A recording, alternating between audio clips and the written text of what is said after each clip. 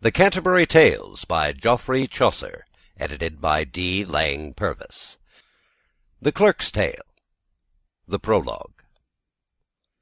Sir Clerk of Oxenford, our hoste said, ye ride as still and coy as doth a maid that were new spoused.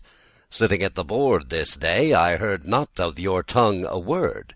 I trow ye study about so theme, but Solomon saith, everything hath time, for Godde's sake, be of better cheer. It is no time for to study here.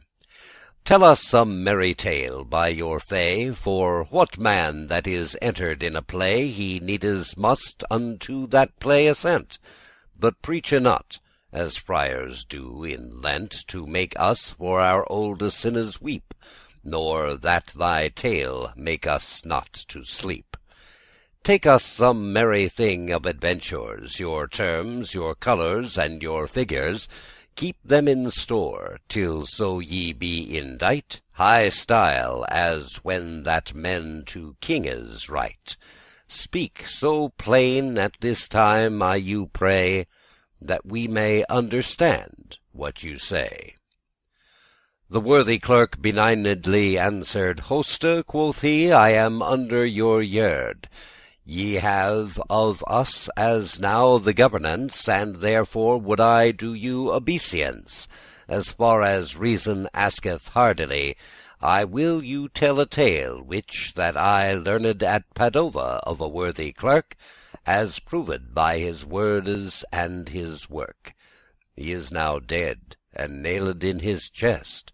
I pray to God give his soul good rest.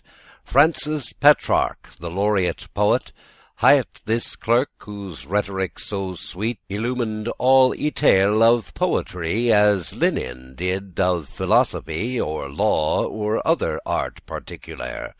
But death, that will not suffer us dwell here, but as it were a twinkling of an eye, them both hath slain, and alle shall we die.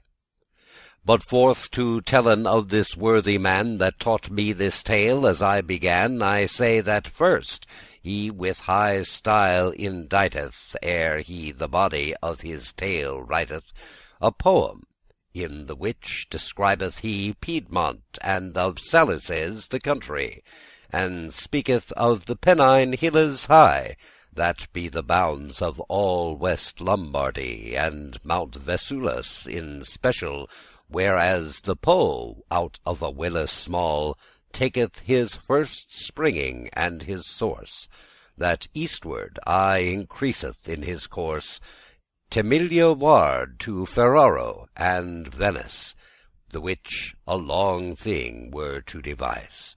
And truly, as to my judgment, me thinketh it a thing impertinent, save that he would convey this matter. But this is the tale which that ye shall hear. The Tale. Pars Prima. There is, right at the west side of Itale, down at the root of Vesuvius, the cold, a lusty plain, abundant of vitile. There many a town and tower thou mayst behold, that founded there in time of fathers old, and many another delectable sight, and Saluces this noble country hight. A marquis, whom lord was of that land, as were his worthy elders him before, and obedient, aye ready to his hand, were all his lieges, both less and more. Thus in delight he lived, and had done yore, beloved and drad, though favour of fortune, both of his lordes and of his commune. Therewith he was, to speak of lineage, the gentlest born of Lombardy, a fair person, and strong, and young of age, and full of honour and courtesy, discreet enough his country for to gie, saving in some things that he was to blame, and Walter was this younge lorde's name. I blame him thus, that he considered not in time coming what might him betide, but on his present lust was all his thought, and for to hawk and hunt on every side, well nigh all other cares let he slide, and eke he would, that was the worst of all, wedde no wife for aught that might befall.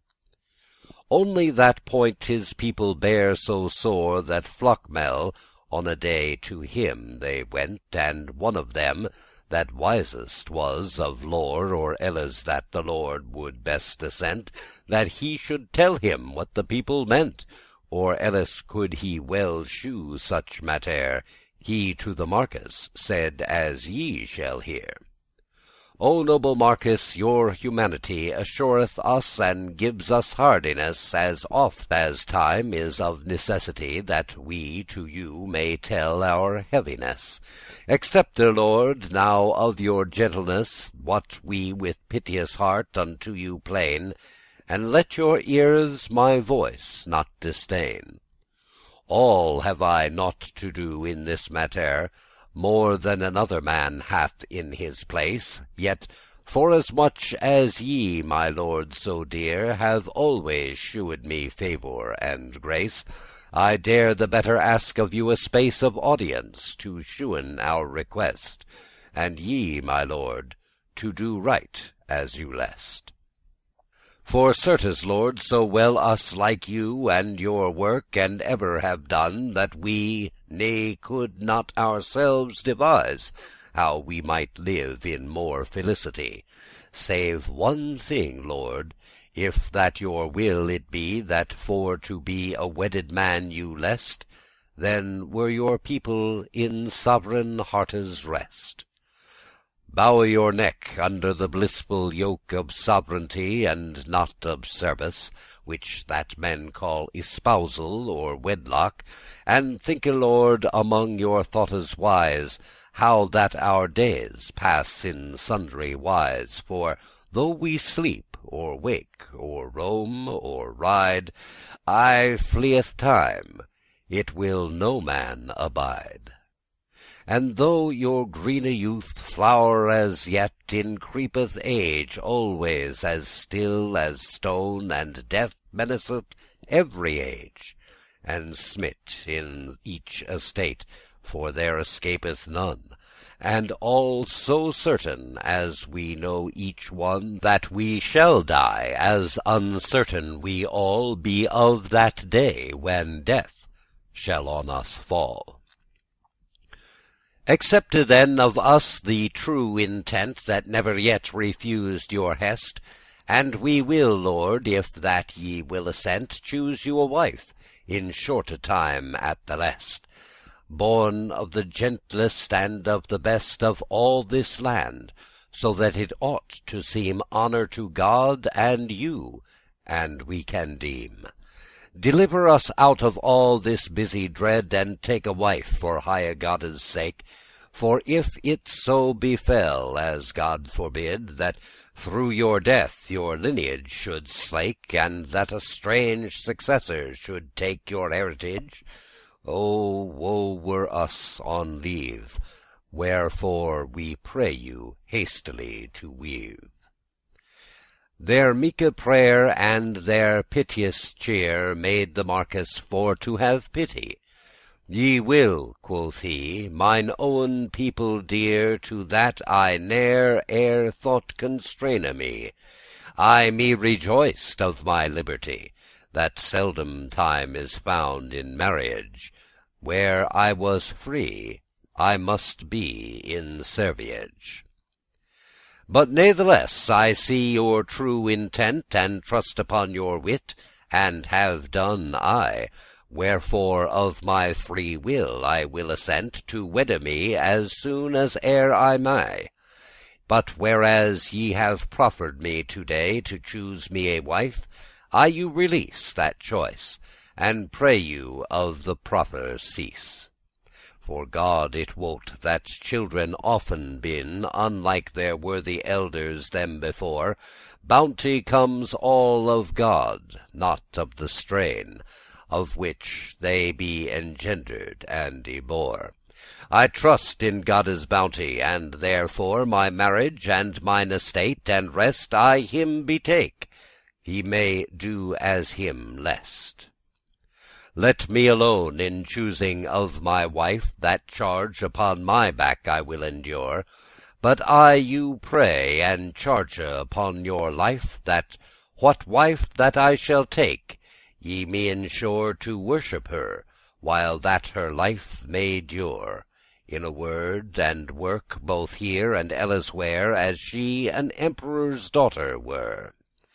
And furthermore this shall ye swear, that ye against my choice shall never grudge nor strive, for since I shall forego my liberty at your request, and ever may I thrive, whereas mine heart is set, there will I live.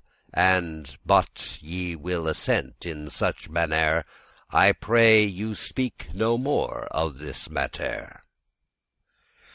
With heartly will they sworen and assent to all this thing. There said not one wight nay, beseeching him of grace, ere that they went, that he would grante them a certain day of his espousal, soon as e'er he may. For yet always the people somewhat dread, lest that the Marquis woulde no wife wed. He granted them a day, such as him lest, on which he would be wedded sickerly, and said he did with all this at their request. And they with humble heart, full buxomly, kneeling upon their knees, full reverently he thanked all, and thus they have an end of their intent, and home again they wend. And hereupon he to his officers commanded for the feast to purvey, and to his privy knights and squires such charge he gave, as him list on them lay, and they to his commandement obey, and each of them doth all his diligence to do unto the feast all reverence. Pars Secunda. Not far from Thilic Palace honourable, where as this Marquis shope his marriage, there stood a thorpe of sleighte delectable, in which the poor folk of that village had their beasts and their harbourage, and their labour took their sustenance after the earth gave them abundance. Among this poore folk there dwelt a man, which that was holden poorest of them all. But high God sometimes sende can his grace unto a little ox's stall. Janicola men of that thorpe him call. A daughter had he, fair enough to sight, and Griseldis this young maiden hight. But for to speak of virtuous beauty, then she was one the fairest under sun. For poorly fostered up was she, no likerous lust was in her heart y run. Well ofter of the well than of the tun she drank, and for she would virtue please, she knew well labour, but no idle ease. But though this maiden tender were of age, yet in the breast of her virginity there was enclosed a sad and ripe courage, and in great reverence and charity her poor old father fostered she. A few sheep spinning on the field she kept, she would not be idle till she slept. And when she homeward came, she would bring wortes and other herbs times oft, the which she shred and seeth'd for her living, and made her bed full hard and nothing soft. And aye she kept her father's life on loft, with every obeisance and diligence that child may do to father's reverence. Upon Griselda, this poor creature, full often sides this Marquis set his eye, and he on hunting rode peradventure, and when it fell that he might her espy, he not with wanton looking of folly his eyen cast on her, but in sad wise upon her cheer he would him oft advise. commending in his heart her womanhead, and eke her virtue passing any wight of so young age, as well in cheer as deed. For though the people have no great insight in virtue, he considered full right her bounty, and disposed that he would wed only her, if wed ever he should. The day of wedding came, but no wight can tell what woman that it shoulde be. For such marvail wondered many a man, and said, when they were in privity, will not our Lord yet leave his vanity? Will he not wed? Alas, alas the while! Why will he thus himself and us beguile? But natheless this Marquis had done make of gemmes set in gold and in azure, brooches and rings for Griselda's sake, and of her clothing he took the measure of a maiden like unto her stature, and eke of other ornaments all, that unto such a wedding shoulde fall. The time of undern of the same day approached that this wedding shoulde be, and all the palace was put in array, both hall and chamber each in its degree, houses of office stuffed with plenty, that mayest thou see of daintiest vitale that may be found, as far as lasts Itale. This royal Marquis, richly arrayed, lordes and ladies in his company, the which unto the feast were prayed, and of his retinue the bachelory, with many a sound of sundry melody, unto the village of the which I told, in this array the right way did they hold. Griseld of this, God wot, full innocent, that for her shapen was all this array, to fetche water at a well is went, and home she came as soon as e'er she may. For well she heard say that on that day the Marquis should wed, and if she might, she fain would have seen somewhat of that sight.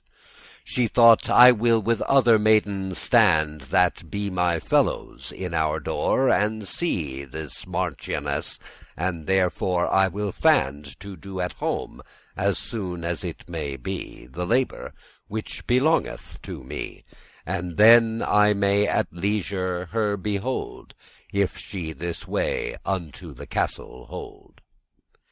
And as she would over the threshold gone, the Marquis came and gan for her to call, and she set down her water pot anon beside the threshold in an ox's stall, and down upon her knees she gan to fall, and with sad countenance kneeled still, till she had heard what was the Lorde's will. The thoughtful Marquis spake unto the maid full soberly, and said in this mannere, Where is your father, Griseldis? he said. And she, with reverence, in humble cheer, answered, Lord, he is already here. And in this she went without longer let, and to the Marquis she her father fet. He by his hand then took the poore man, and said thus, when he him had aside, Janicola, I neither may nor can longer the pleasance of mine hearte hide. If thou vouchsafe whatso betide, thy daughter will I take, ere that I wend, as for my wife, unto her life's end. Thou lovest me, that know I well certain, and art my faithful liegeman y bore.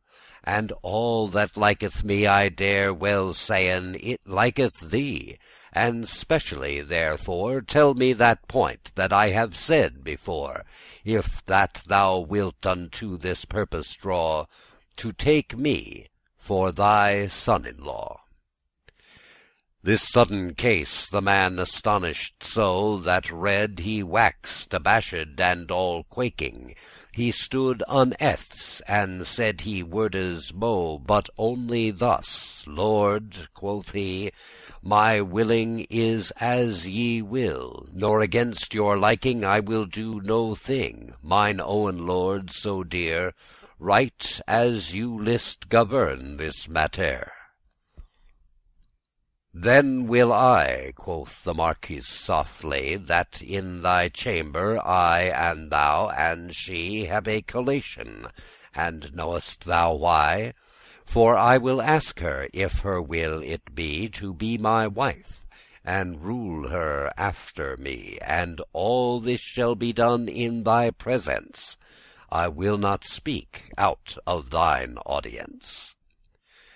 And in the chamber where they were about the treaty, which ye shall thereafter hear, the people came into the house without, and wondered them in how honest mannere and tenderly she kept her father dear. But utterly Griseldis wonder might, for never erst ne saw she such a sight. No wonder is though that she be astoned to see so great a guest come in that place. She never was to no such guestes woned, for which she looked with full pale face. But shortly forth this matter for to chase, these are the wordes that her Marquis said to this benigne very faithful maid.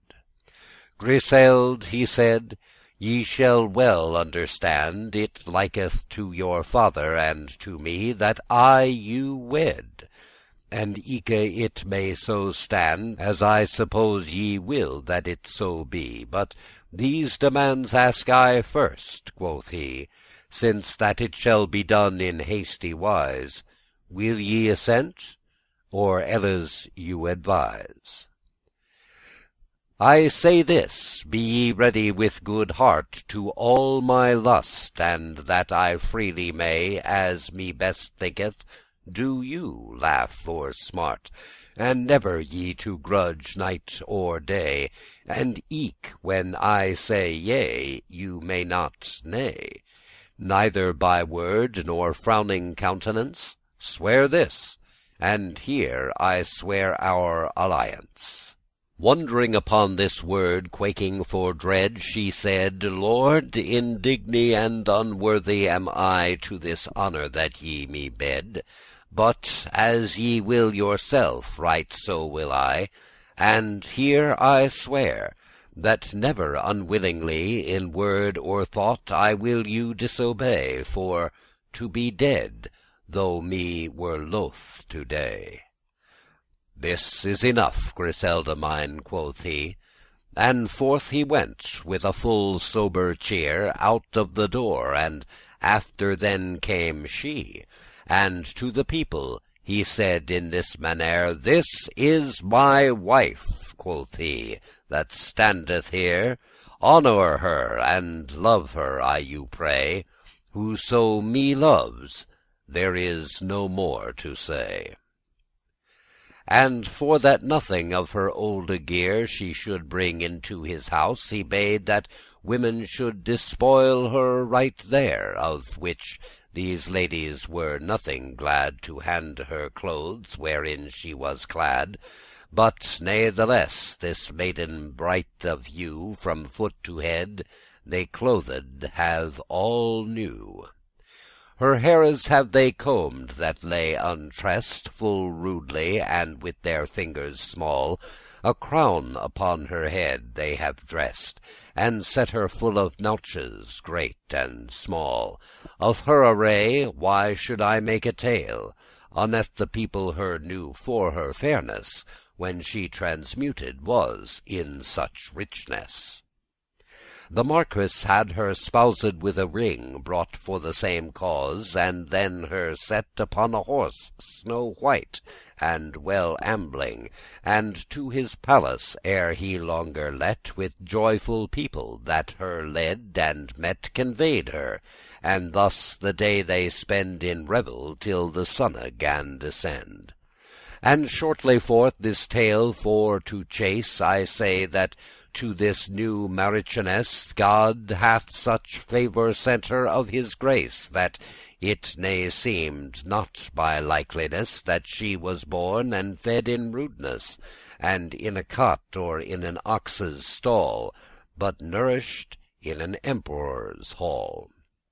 To every wight she waxen is so dear and worshipful, that folk where she was born, that from her birth knew her year by year, unnethes strode.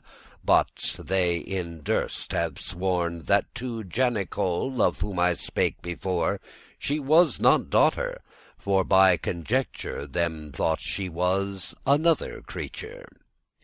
For though that ever virtuous was she was increased in such excellence of thewes good, y set in high bounty, and so discreet and fair of eloquence, so benign and so digne of reverence, and could so the people's heart embrace, that each her loved that looked upon her face. Not only of Saluces in the town published was the bounty of her name, but eke besides in many a region, if one well said, another said the same. So spread of here high bounty the fame, that men and women, young as well as old, went to Saluces her for to behold. Thus Walter lowly, nay but royally, wedded with fortunate Hodenstedt, in Godde's peace lived full easily at home, and outward grace enough had he, and for he saw that now under low degree was honest virtue held, the people him held a prudent man, and that is seen full seld. Not only this Griseldis through her wit couth all the feat of wifely homeliness, but eke when that case required it, the common profit could she redress. There nas discord, rancour, nor heaviness in all the land that she could not appease, and wisely bring them all in rest and ease. Though that her husband absent were or none, if gentlemen or other of that country were wroth, she would bringe them at once, so wise and ripe wordes had she, and judgment of so great equity, that she from heaven sent was, as men wend, people to save, and every wrong to mend. Not longe time after that this Griseld was wedded, she a daughter had y bore. All she had lever born a knave child. Glad was the marquis and his folk therefore. For though a maiden child came all before, she may unto a knave child attain, but likelihood, since she is not barren. Pars tertia. There fell, as falleth many times mo, when that his child had sucked but a throw, this marquis in his heart longed so to tempt his wife, her sadness for to know, that he may not out of his hearte throw this marvellous desire his wife to say. Needless, God wot, he thought her to affray. He had assayed her enough before, and found her ever good, that needed it her for to tempt, and always more and more, though some men praise it for a subtle wit. But as for me, I say that evil it sit, to say a wife when that it is no need, and putte her in anguish and in dread. For which this marquis wot in this mannere, he came at night alone, where as she lay with sterne face, and with full troubled cheer, and said thus, "Griseld," quoth he, "that day that I took you out of your poor array, and put you in a state of high noblesse, ye have not forgotten, as I guess. I say, Griseld, this present dignity in which that I have put you, as I trow, maketh you not forgetful for to be that I took you in poor estate full low. For any while you must yourselfe know take heed of every word that I you say. there is no wight that hears it, but we tway. Ye know yourself well how that ye came here into this house. It is not long ago. And though to me ye may be right lefe and dear, unto my gentles ye be nothing so. They say to them it is a great shame and woe for to be subject and be in serviage to thee, that art born of small lineage. And namely, since thy daughter was y bore, these wordes have they spoken doubteless, but I desire, as I have done before, to live my life with them in rest and peace. I may not in this case be reckless. I must do with thy daughter for the best, not as I would, but as my gentles lest. And yet, God wot, this is full loath to me, but natheless, without your weeting, I will not do. But this will I, quoth he, that ye to me assenten in this thing, shew now your pestilence in your working, that ye me hight and swore in your village, the day that maked was our marriage. When she heard all this, she not amoved, neither in word, nor cheer, nor countenance. For, as it seemed, she was not aggrieved. She said, Lord, all lies in your pleasance. My child and I with hearty obeisance be yours all, and ye may save or spill your owen thing. Work then after your will. There may no thing, so God my soule save, like to you, that may displease me. Nor I desire nothing for to have, nor dread for to lose, save only ye. This will is in mine heart, and I shall be no length of time, nor death may this deface, nor change my courage to another place. Glad was the Marquis for her answering, but yet he feigned as he were not so. All dreary was his cheer and his looking, when that he should out of the chamber go. Soon after this, a furlong way or two, he privily hath told all his intent unto a man, and to his wife him sent. A manor sergeant was this private man, the which he faithful often founden had in thinges great, and eke such folk well can do execution in things bad. The lord knew well that he him loved and drad, and when this sergeant knew his lorde's will, into the chambers stalked he fulle still. Madam, he said, ye must forgive it me, though I do thing to which I am constrained. Ye be so wise that right well know ye that lordes' hest may not be feigned. They may well be wailed and complained, but men must needs unto their lust obey, and so will I. There is no more to say. This child I am commanded for to take, and spake no more, but out the child he hent dispiteously, and gan a cheer to make, as though he would have slain it ere he went. Griseldis must all suffer and consent, and as a lamb she sat there meek and still, and let this cruel sergeant do his will.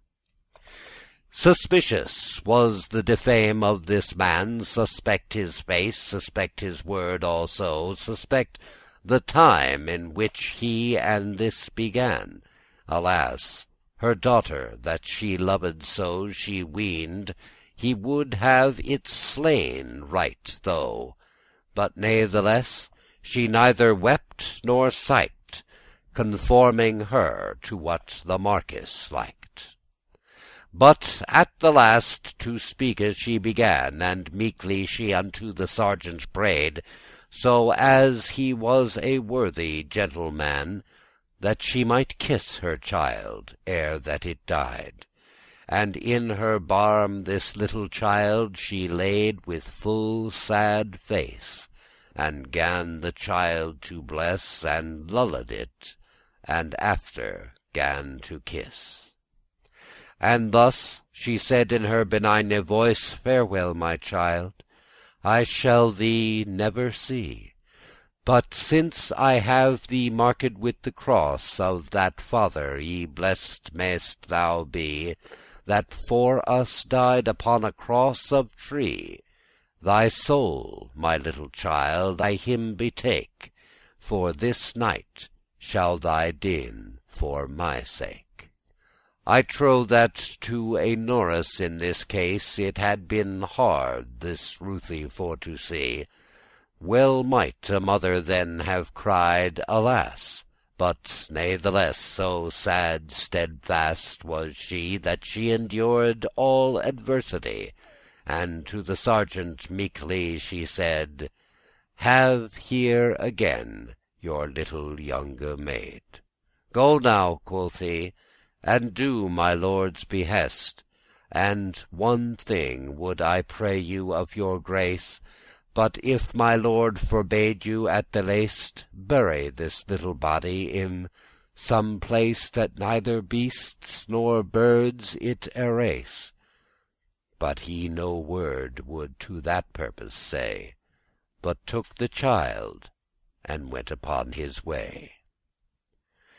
The sergeant came unto his lord again, And of Griselda's words and of her cheer He told him point for point in short and plain, And him presented with his daughter dear. Somewhat this lord had ruth in his mannere, But natheless his purpose held he still, As lordes do, when they will have their will. And bade this sergeant that he privily Should the child full softly wind and wrap With all circumstances tenderly, And carry it in a coffer or in lap, But upon pain his head off for to swap, That no man should know of his intent, Nor whence he came, nor whither that he went. But at Bologna to his sister dear, That at that time of panic was countess, He should it take, and shew her this matter, Beseeching her to do her business, This child to foster in all gentleness, And whose child it was he bade her hide From every wight, for aught that might betide. The sergeant went, and hath fulfilled this thing, But to the marquis now returned we, For now he went full fast imagining, As if by his wife's cheer he might see, Or by her words apperceive that she were changed, But he never could her find, but ever in one Alike sad and kind, as glad, as humble, as busy in service, and eke in love, As she was wont to be, was she to him In every manner wise. And of her daughter not a word spake she, No accident, for no adversity Was seen in her, nor e'er her daughter's name She named, or in earnest or in game. Pars quarta. In this estate there passed be 4 year Ere she with child was, as God who'd a knave child she bare By this Walter, full gracious and fair for to behold. And when that folk it to its father told, Not only he, but all his country merry Were for this child, and God they thank and harry. When it was 2 year old, and from the breast departed of the Norris, On a day this marquis caught yet another, lest to tempt his wife yet further, if she may.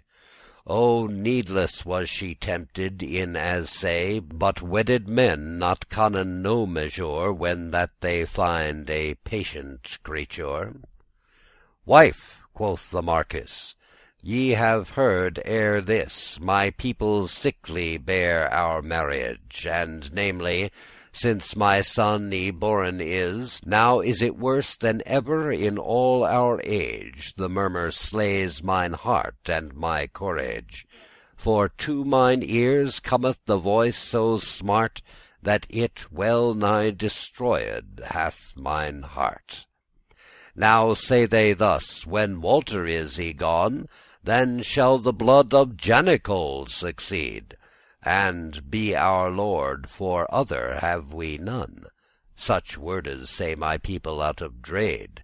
Well ought I of such murmur take heed, for certainly I dread all such sentence, though they not plainen in my audience. I would live in peace, if that I might, wherefore I am disposed utterly, and I his sister served ere by night. Right so think I to serve him privily. This I warn you, that ye not suddenly out of yourself, for no woe should outray. Be patient, and thereof I you pray. I have," quoth she, "said thus, and ever shall. I will no thing, nor nill no thing certain, but as you list, not grieveth me at all, though that my daughter and my son be slain at your commandment, that is so sayn. I have not had no part of children twain, but first sickness, and after woe and pain. Ye be my lord, do with your owen thing, right as you list, and ask no rede of me. For as I left at home all my clothing, when I came first to you, right so," quoth she, "left I my will and all my liberty, and took your clothing, whereof I you pray, do your pleasance, I will your lust obey. And certes, if I had a prescience your will to know, ere ye your lust me told, I would it do withoute negligence. But now I know your lust, and what ye wold, all your pleasance firm and stable I hold. For whilst I that my death might do you ease, right gladly would I dien you to please. Death may make no comparison unto our love. And when this marquis say the constance of his wife, he cast down his eyen too, and wondered how she may in patience suffer all this array. And forth he went with dreary countenance, but to his heart it was full great pleasance. This ugly sergeant, in the same wise that to her daughter caught, right so hath he, or worse, if men can any worse devise, y hent her son, that full was of beauty, and ever in one so patient was she, that she no cheere made of heaviness, but kissed her son, and after gan him bless.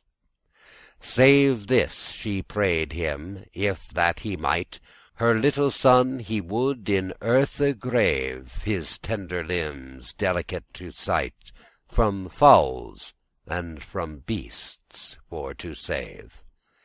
But she none answer of him might have. He went his way, as him nothing ne naught, but to Bologna tenderly it brought.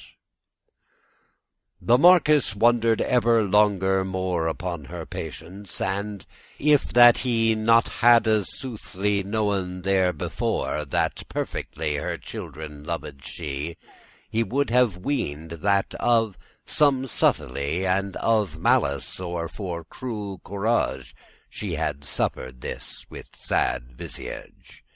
But well he knew that next to himself certain she loved her children best in every wise.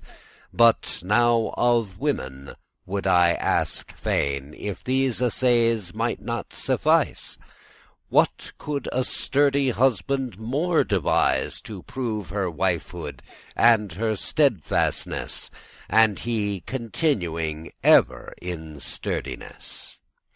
But there be folk of such condition, that when they have a certain purpose take, they cannot stint of their intention, but right as they were bounden to a stake, that they will not of their firste purpose slake.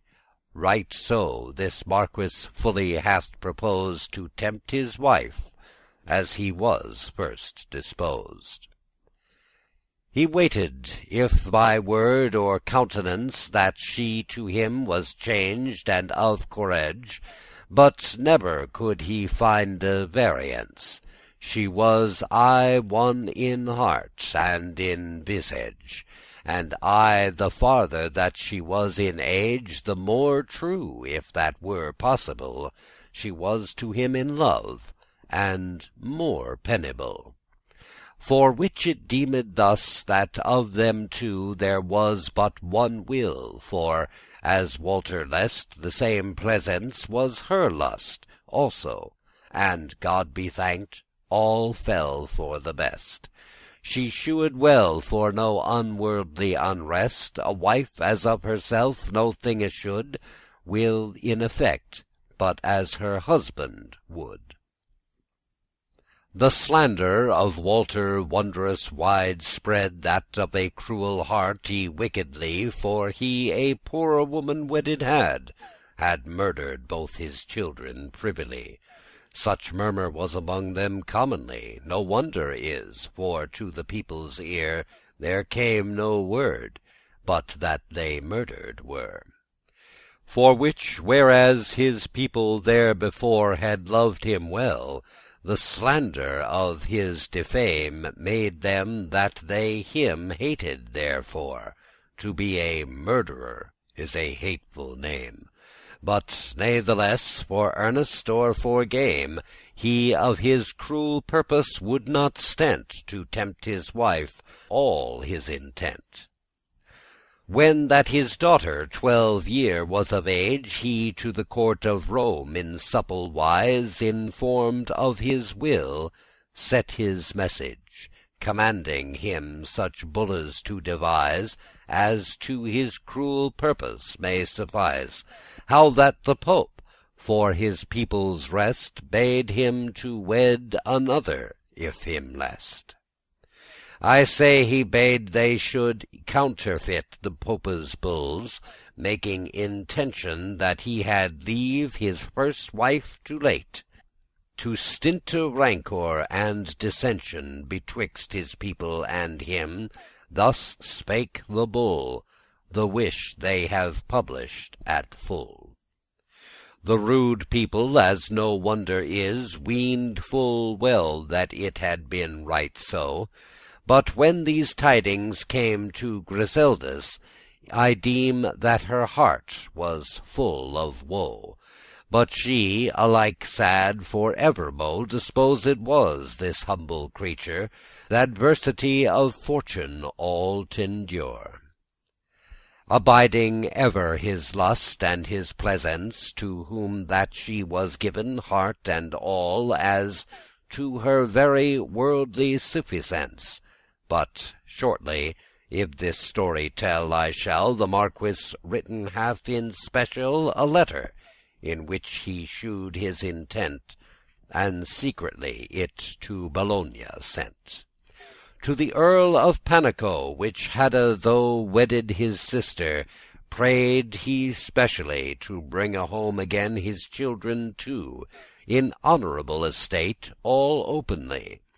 But one thing he him prayed utterly, that he to no wight, though men should inquire, should not tell whose children that they were. But say the maiden should y wedded be Unto the Marquis of Salus anon. And as this earl was prayed, so did he. But at day set he on his way is gone toward Salus, and lordes many a one in rich array, this maiden for to guide, her younger brother riding her beside. Arrayed was toward her marriage this freshe maiden, full of gemmes clear, her brother, which that 7 year was of age, arrayed eke full fresh in his mannere, and thus in great noblesse with glad cheer toward Saluces shaping their journey, from day to day they rode upon their way. Pars Quinta. Among all this, after his wick usage, the Marquis yet his wife to tempte more, to the uttermost proof of her courage, fully to have experience and lore, if that she were as steadfast as before, he on a day in open audience full boisterously said her this sentence: "Certes, Griseld, I had enough pleasance to have you to my wife, for your goodness, and for your truth, and for your obeisance, not for your lineage, nor for your richness. But now know I in very soothfastness that in great lordship, if I well advise, there is great servitude in sundry wise. I may not do as every ploughman may, my people me constraineth for to take another wife, and crieth day by day, and eke the Pope, a rancour for to slake, consenteth it.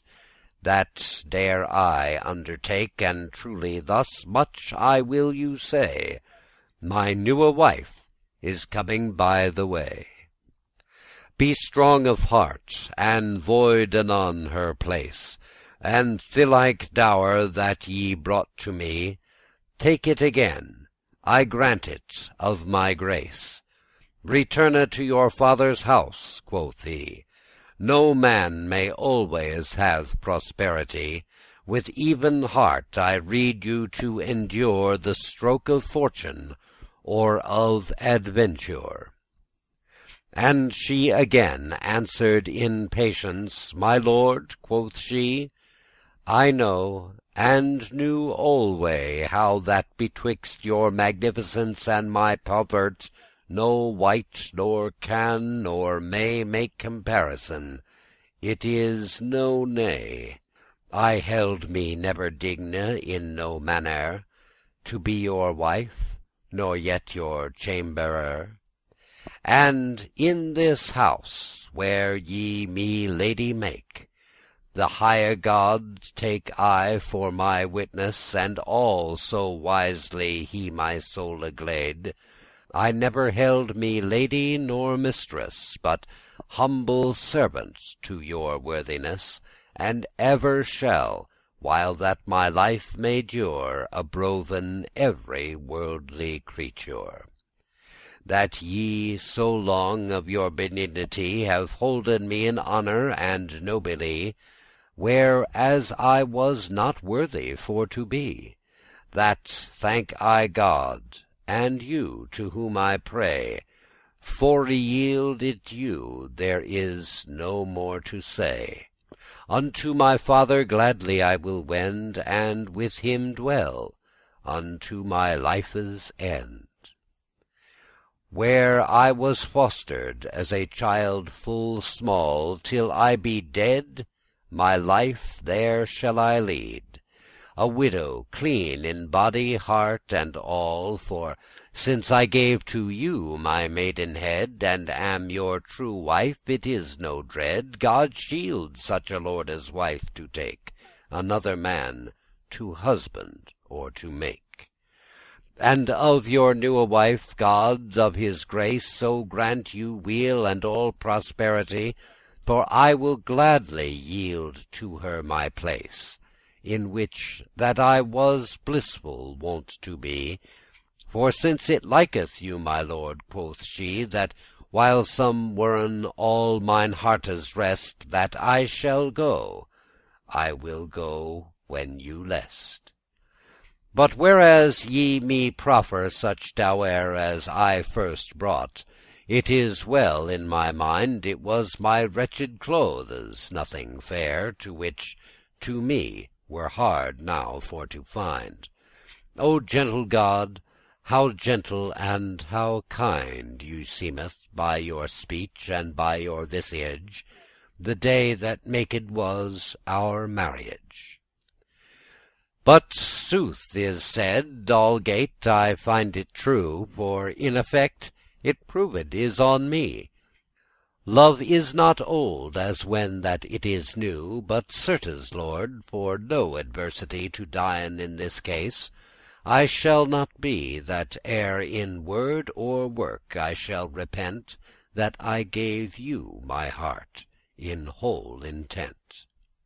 My lord, ye know that in my father's place ye did me strip out of my poore weed, and richly ye clad me of your grace.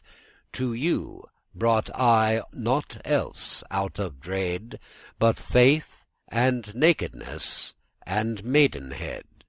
And here again your clothing I restore, and eke your wedding ring for evermore.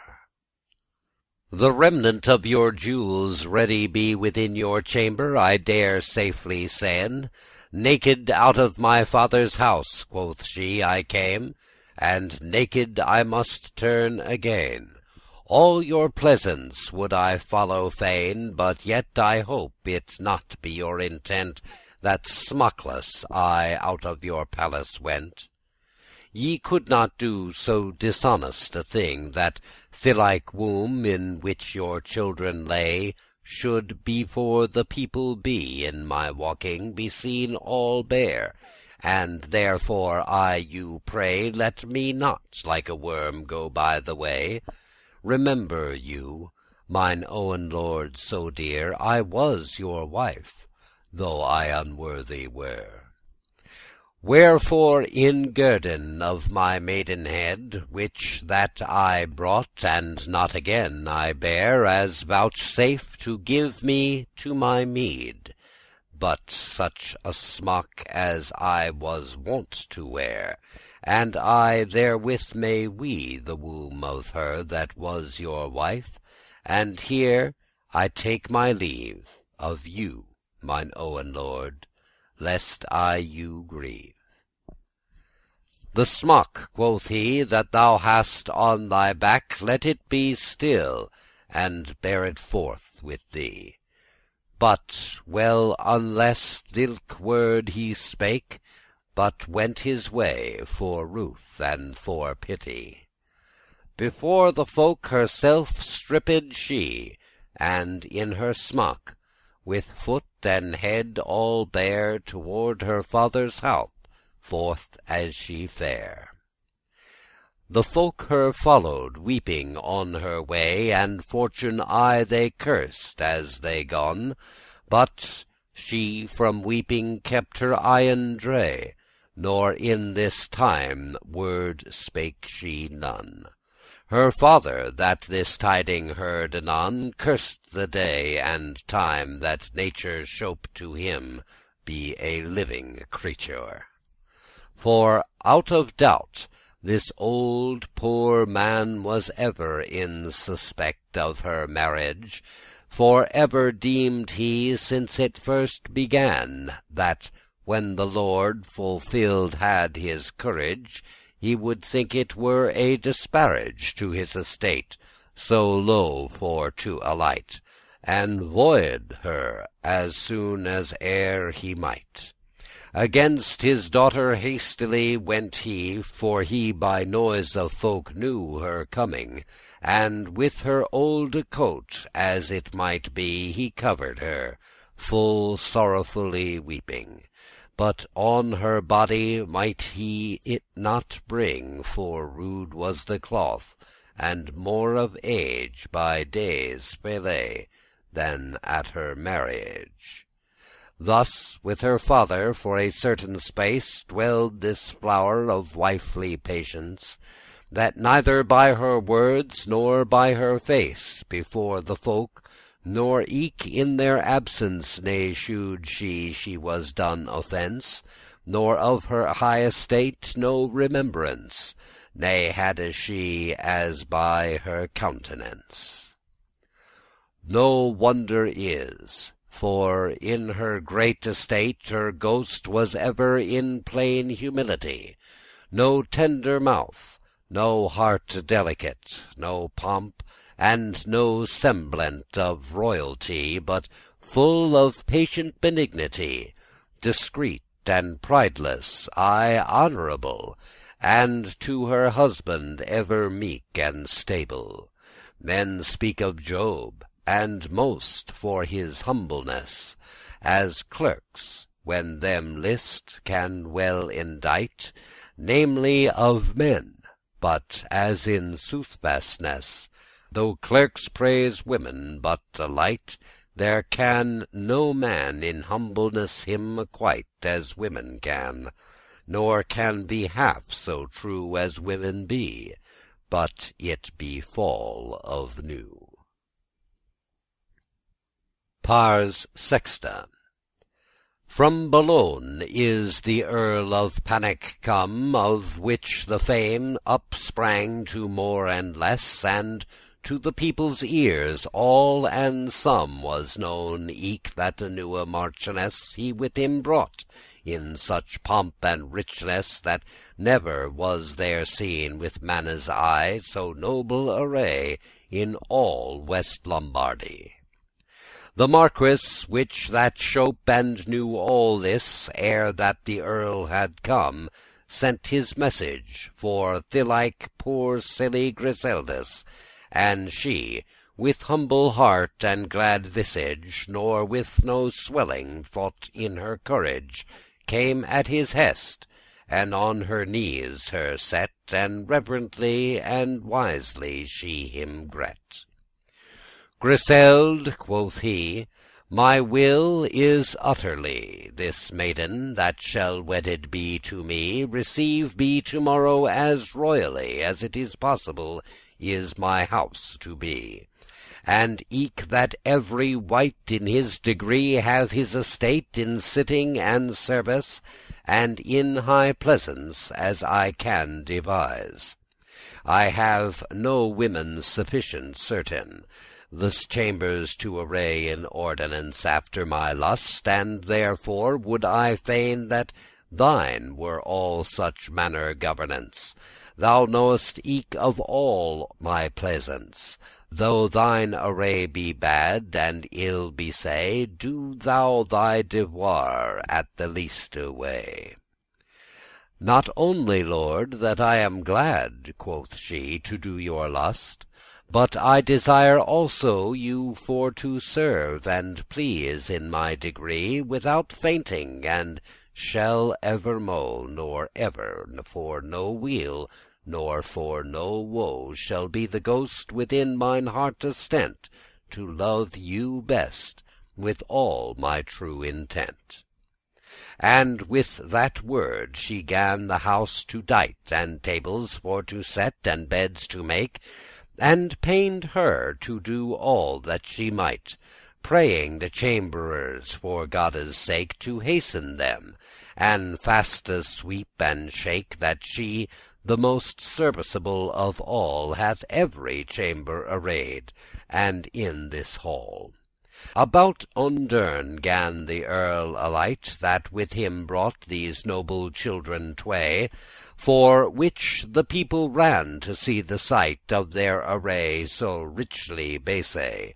And then at erst amonges them they say, that Walter was no fool, though that him least to change his wife, for it was for the best. For she is fairer, they deemen all, than is Griseld, and more tender of age, and fairer fruit between them shoulde fall, and more pleasant for her high lineage. Her brother eke so fair was of visage, that them to see the people hath aught pleasance, commending how the Marquis governance. O stormy people unsad, and ever true, and undiscreet, and changing as a vane, delighting ever in rumour that is new, for like the moon so wax ye and wane. Aye, full of clapping, dear enough a Jane, your doom is false, your constance evil preveth, a great fool is he that you believeth. Thus said the sad folk in that city, when that the people gazed up and down, for they were glad, right for the novelty, to have a newe lady in their town. No more of this now make I mention, but to Griseld again I will me dress, and tell her constancy and her business. Full busy was Griseld in every thing that to the feast she was appurtenant. Right nought was she abashed of her clothing, though it was rude, and some deal eke to rent. But with glad cheer unto the gate she went, with other folk to greet the Marchioness, and after that did forth her business. With so glad cheer his guestes she received, and so cunningly, each in his degree, that no default no man apperceived, but aye they wondered what she mighte be, that in so poor array was for to see, and could such honour and reverence, and worthily they praise her prudence. In all this means, while she not stent this maid and eke her brother to commend with all her heart, in full benign intent, so well that no man could her praise amend. But at the last, when that these lordes wend to sitte down to meat, he gan to call Griseld, as she was busy in the hall. "Griseld," quoth he, as it were in his play, "how liketh thee my wife and her beauty?" "Right well, my lord," quoth she, "for in good fay a fairer saw I never done than she. I pray to God give you prosperity, and so I hope that he will you to send pleasance enough unto your live's end. One thing I beseech you and warn also, that ye not prick with no tormenting this tender maiden as you have done mo, for she is fostered in her nourishing more tenderly, and to my supposing she might not adversity endure, as could a poor fostered creature." And when this Walter saw her patience, her glade cheer, and no malice at all, and he so often had her done offence, and she aye sad and constant as a wall, continuing ever her innocence o'er all, the sturdy Marquis gan her heart address to rue upon her wifely steadfastness. "This is enough, Griselde mine," quoth he. "Be now no more aghast nor evil paid. I have thy faith and thy benignity, as well as ever woman's was assayed, in great estate and poorly arrayed. Now know I, dear wife, thy steadfastness." And her in arms he took, and gan to kiss. And she, for wonder of it, took no keep. She hearde not what thing he to her said. She fared as she had start out of a sleep, till she was out of her mazedness abraid. "Griseld," quoth he, "by God that for us died, thou art my wife. None other I have, nor ever had, as God my soule save. This is thy daughter, which thou hast supposed to be my wife. Other faithfully shall be mine heir, as I have disposed. Thou bare them of thy body truly. At Bologna kept I them privily. Take them again, for now mayest not thou say that thou hast lorn none of thy children tway. And folk that otherwise have said of me, I warn them well that I have done this deed for no malice, nor for no cruelty, but to assay in thee thy womanhead, and not to slay my children, God forbid, but for to keep them privily and still, till I thy purpose knew, and all thy will.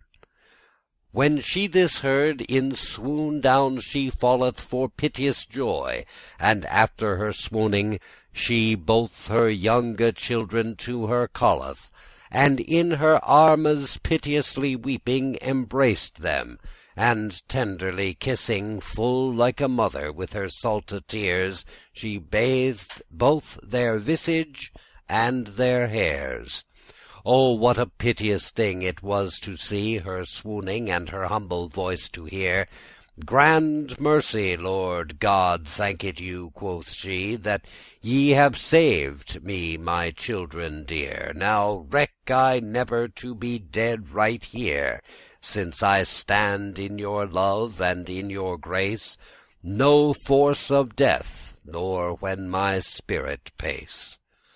O tender, O dear, O younge children mine, your woeful mother weened steadfastly that cruel hounds or some foul vermain had eaten you. But God of his mercy and your benigne Father tenderly hath done you keep, and in that same stound all suddenly she swapped down to the ground. And in her swoon so sadly holdeth she her children too, that when she gan them embrace, that with great sleight and great difficulty the children from her arm they can erase. Oh, many a tear on many a piteous face down ran of them that stoode her beside, unneth about her might they betide. Walter her gladdeth and her sorrow slaketh, she riseth up abashed from her trance, and every wight her joy and feaste maketh, till she hath caught again her countenance. Walter her doth so faithfully pleasance, that it was dainty for to see the cheer betwixt them two, since they be met in fear. The ladies, when they their time say, have taken her into chamber gone, and stripped her out of her rude array, and in a cloth of gold that brightly shone, and with a crown of many a riche stone upon her head, they into hall her brought, and there she was honoured as her ought. Thus had this piteous day a blissful end, for every man and woman did his might this day in mirth and revel to dispend, till on the welkin shone and starres bright. For more solemn in every manne's sight this feaste was, and greater of costage than was the revel of her marriage. Full many a year in high prosperity lived these two in concord and in rest, and richly his daughter married he unto a lord, one of the worthiest of all Italy, and then in peace and rest his wife's father in his court he kept, till that the soul out of his body crept. His son succeeded in his heritage, in rest and peace after his father's day, and fortunate was eke in marriage. All he put not his wife in great assay. This world is not so strong, it is no nay, as it hath been in olden times yore. And hearken what this author saith therefore.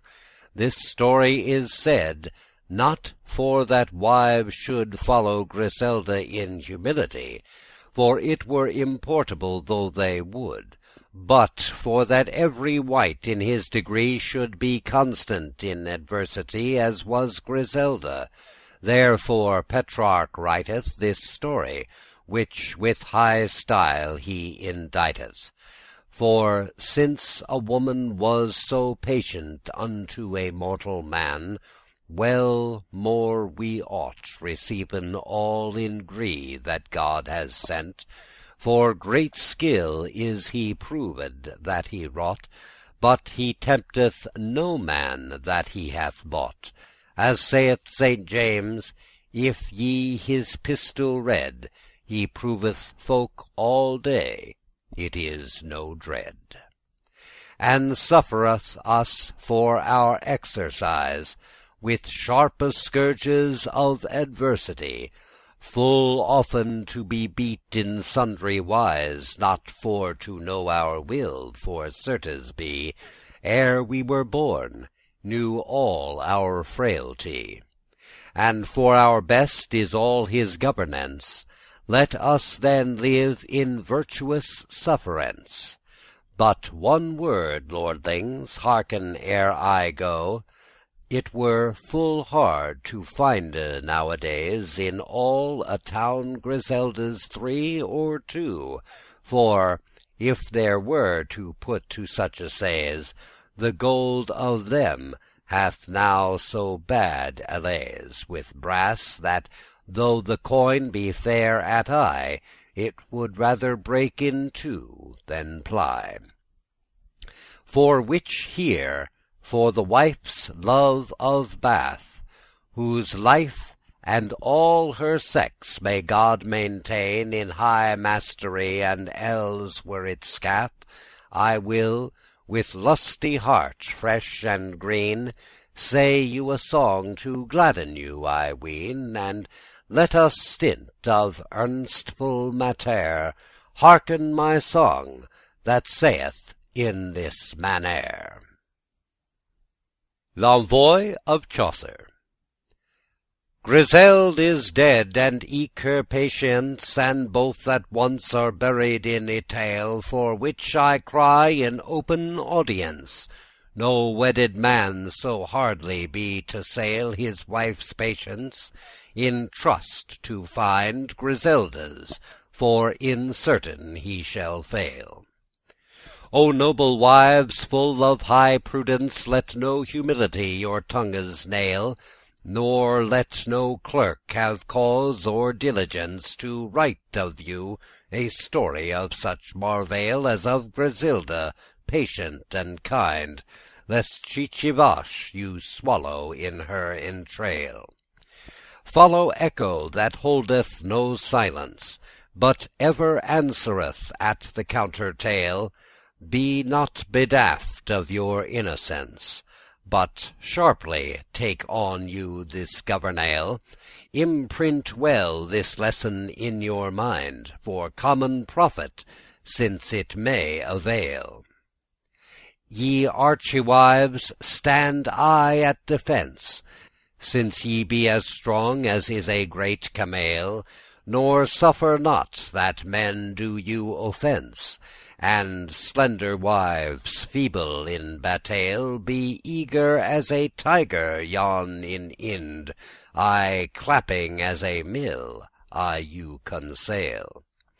Nor dread him not, nor do him reverence, for though thine husband armed be in mail, these arrows of thy crabbed eloquence shall pierce his breast, and eke his eventail. In jealousy, I read, eke thou him bind, and thou shalt make him couch as does a quail. If thou be fair, where folk be in presence, shew thou thy visage and thine apparel. If thou be foul, be free of thy dispense, to get thee friends, I do thy travail. Be I of cheer, as light as leaf on lind, and let him care, and weep, and ring, and wail. So ends The Clerk's Tale by Geoffrey Chaucer.